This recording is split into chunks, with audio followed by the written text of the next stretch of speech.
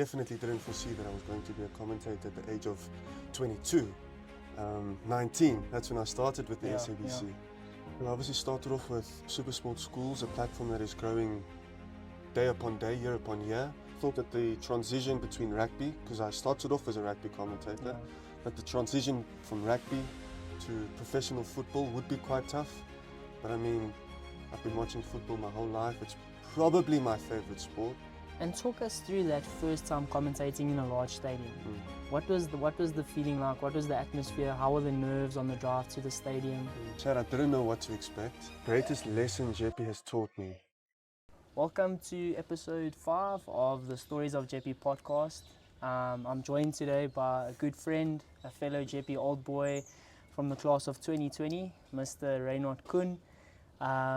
We're going to learn a whole lot about your story today, Kuhn, and how he's found his path in journalism and sports commentary.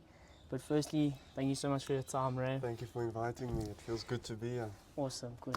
So, you're obviously an accomplished commentator. You commentate for SABC and you've commentated games ranging from Supersport School games all the way up until AFCON Championship games on SABC. So just talk us through your first experience commentating. Was there a distinct moment where you first took up the mic and how did it feel? I think the first time that I assumed sports commentary was in first year. It was with one of my best friends, a person that you know very well, Jeppe, also a former Jeppe old boy. And we commentated on a res rugby match, and it was a whole lot of fun. The first time that I picked up the microphone, I didn't really know what to expect, because obviously as a sportsman myself, it's one thing playing the game and it's another thing describing it. But Tando and myself thought, you know what, we are intelligent, eloquent people, and we understand sports, so we can do rather well in sports commentary. But in any case, it felt quite organic the first time, and it felt as if I was meant to do this and I was destined to do this. Might be a defeat unless Jamie Webber for South Africa. Oh! Webber with a Bloemfontein banger. He must be an alien, because that goal is out of this world. Abdulal's goal was fantastic, but Jamie Webber has ignited Bloemfontein. That is truly something out of this world. On his way to the US of A, and doing so in scintillating style, with a scintillating, sumptuous strike from a million miles away. So did you have that calling to commentary straight off the bat? Did you feel innately that you would one day commentate international football games at the age of 21? No, because when I left Jeppe, I intended to study, and I did go on to study politics and international relations. So I thought maybe I could carve out a career in diplomacy or domestic politics, but that was kind of wishful thinking. Thinking back on it, maybe that will open up in the future. But yeah, I definitely didn't foresee that I was going to be a commentator at the age of 22. 19, that's when I started with the SABC. The first time you actually commentated was, I remember, Kuhn, we went on a grade 11 cricket tour and we were at, where was it? I think it was Westville. It was a Westville tour, but we played that game at Glenwood High School. Yes. And I remember the Glenwood game, I was batting 11. we were lower down the order. And I remember our captain coming to us and saying that the commentary team, they need 2 people to commentate. The game was being streamed, and without thought, you put up your hand. And I'll never forget the first time seeing you commentate. It was a natural environment for you. You stated that, you know, during a varsity game, you commentated a few rugby fixtures. How did that then transition into the position you're in now in your commentary career? Well, I obviously started off with Supersport Schools, a platform that is growing day upon day, year upon year. And I learned a great deal about school sports, all the struggles that a young boy needs to go through making his way into the first team, and that performing at a very high level. There's quite a lot of demands. So there was also a little bit of professionalism in that, and that kind of, I don't know, it got me ready for bigger tasks to come. And initially I thought that the transition between rugby, because I started off as a rugby commentator, that the transition from rugby to professional football would be quite tough. But I mean, I've been watching football my whole life. It's probably my favorite sport. So yeah, I was happy that I could make that transition. And in terms of that transition, as you said, into football, was it a natural transition? Was that what you always wanted to commentate, or do you have other sports that you're looking to one day aspire to commentate on? Initially, I did think that I was going to pursue a career in rugby commentary, just because there wasn't really a lot of excellent English rugby commentators. But when the SABC called me, it was something that I couldn't exactly turn down. And then with regards to your question in the future, I would definitely like to pursue perhaps some other sports, Olympic-based sports, especially boxing. South African boxing is quite underrated. It doesn't maybe receive the limelight that it deserves. So that would be nice to be a part of. And talk us through that first time commentating in a large stadium. What was the feeling like? What was the atmosphere? How were the nerves on the drive to the stadium? And what was your preparation like just for that game, the first time? Well, Chad, I didn't know what to expect, because at that stage I was in first year. I was 19 years old, and I did a game. It was a full day's football event, and it was called the Carling Black Label Cup. Now, before that, before 2021, it was usually just between Kaizer Chiefs and Orlando Pirates. But in 2021, it comprised of 4 teams. So on that day at FNB Stadium, I think it was Mamelodi Sundowns against Amazulu, 2 massive clubs, and then, of course, the 2 Soweto Giants up against one another. So I had to commentate a full day's worth of football at a packed FNB Stadium at only 19 years of age. And I don't think the viewers at home would have probably thought, okay, there's a 19-year-old kid talking to me right now, someone that didn't really watch PSL growing up, but I've really adjusted to the football culture, and I was very nervous. But again, like I've said to you before, if you do an under 15 C game here at JP, or if you do a Soweto derby at FNB Stadium, the same rules apply. And did you have a bit of that imposter syndrome? And if so, when did that start to slowly fade away? There was definitely a whole lot of that imposter syndrome, especially in the beginning, just because I didn't understand South African football as some other people might have, just because I was young. And don't get me wrong, just because, I mean, South African football is a majority black sport, and to go into it as someone that didn't really understand the consequence and the culture of South African football, I did feel like an imposter. But you grow with each game, and I got used to it very quickly. Because at the end of the day, Chad, football is football. Yeah, it's a language in and of itself. There you go. They really do have to. Need to play without fear. Speaking about no fear, Mapena loses out. Sukuna tries to win a foul. Doesn't work out for him though. Neo Maema, stop it! Just stop it, Neo Maema! Ralani scores! Neo Maema, the orchestrator. That is a gorgeous, gorgeous Mamelodi Sundowns goal. You will not see a better assist this season. The champions strike first. And it's a hammer blow for Maritzburg United and their hopes for survival. Ralani profiting of the most delicate, divine touches from Neo Maema. Here it is again. 50-50 foul there, Neo Maema. With that assist, the assist of the season. And he knew exactly what he was doing. Ralani's run was good as well. And there's not much you can do as a defender to defend something quite as brilliant as that. So what is it like? A lot of us, we know what a sports commentator is, but we don't see the work behind the scenes. Just take us through that process. What goes into preparing for a match? You need to understand the history that's at stake, the background of all of the players, the coaches, and I don't know, give the viewer a nugget, something that they haven't really heard of or seen in the past. You need to kind of add to the experience and not take away from it.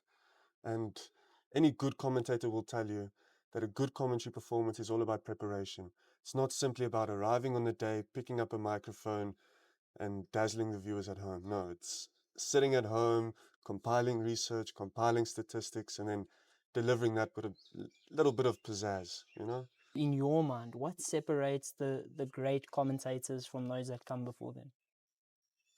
the authentic voices, people that have not copied styles that have come before them, people that have kind of carved their own way and sound different to past generations.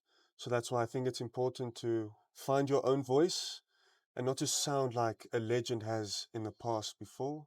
And like I said to you as well, it's about entertainment and education. So Kuhn, you've obviously commentated in a lot of fixtures. Off the top of your head, give me the 3 most memorable matches that you've had the privilege of commentating and explain their significance to you. Probably doing Bafana Bafana for the first time from Mbombela. That was quite special. And then my first Soweto derby, like I said to you before, in 2021. That was also a very special occasion. And then one that springs to mind off the bat was I did a pre-season match, Deep KZN in Umlazi. I think it was Royal AM against Richards Bay or Amazulu against Richards Bay. It was a typical quintessential KZN derby, and the stadium was absolutely packed. It was a rather small, intimate ground full of local people, and I guess I was the only white person there. I was the only white boy there. But to be embraced by the people of Umlazi was so special. That's awesome. So looking back at any sporting event in the world, past or present, what is, or future, what is one fixture that you would have loved to commentate? Fixtures in the past, probably when South Africa took on Mexico in that 2010 World Cup opener at home, when Simpiwe Shabalala received the ball from Teko Modise and he absolutely buried it into the top corner. That was special. Many local games as well, but other than football, I would probably say the famous fights between Mike Tyson, Joe Frazier, Muhammad Ali, Joe Frazier, I beg your pardon. So there's quite a few, and another one that springs to mind is Chelsea against Bayern Munich in the 2012 Champions League final, the recent World Cup final between Argentina and France, and I suppose in the future, next year's World Cup in America. Yeah. That will be spectacular. And That'll is be that nice on the to be part cards? of. Do you think that's on the cards? It's difficult to say right now because South Africa is still, America is very far away from South Africa, and FIFA it's a journey to penetrate the global audience, the global market, but that is the ultimate goal. And being a proud Jeppe old boy, what is the significance that Jeppe has played in your journey in commentary? A whole lot, because I think while I was here, I learned to find my voice, discover the confidence that it takes to succeed at a school like Jeppe High School for Boys, and I don't know, I suppose it taught me a certain level of class.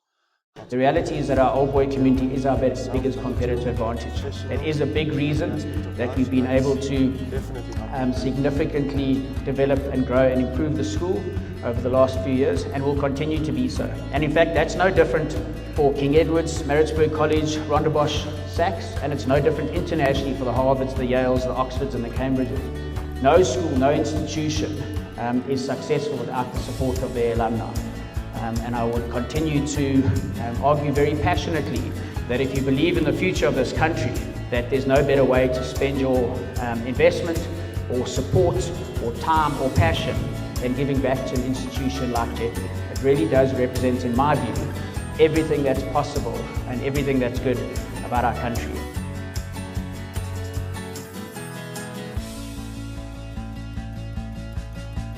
So the greatest lesson Jeppe taught me was confidence in myself, integrity, loyalty, and trustworthiness. Because of the roles that you were given at the school, people relied on you to do the things that would be beneficial to the junior guys.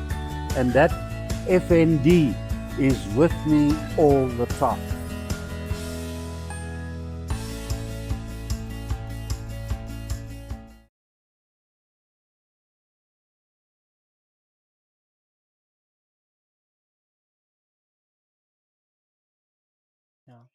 And if there was a young Jeppe boy listening to this podcast now who had aspirations getting into sports media, what tips would you provide him with?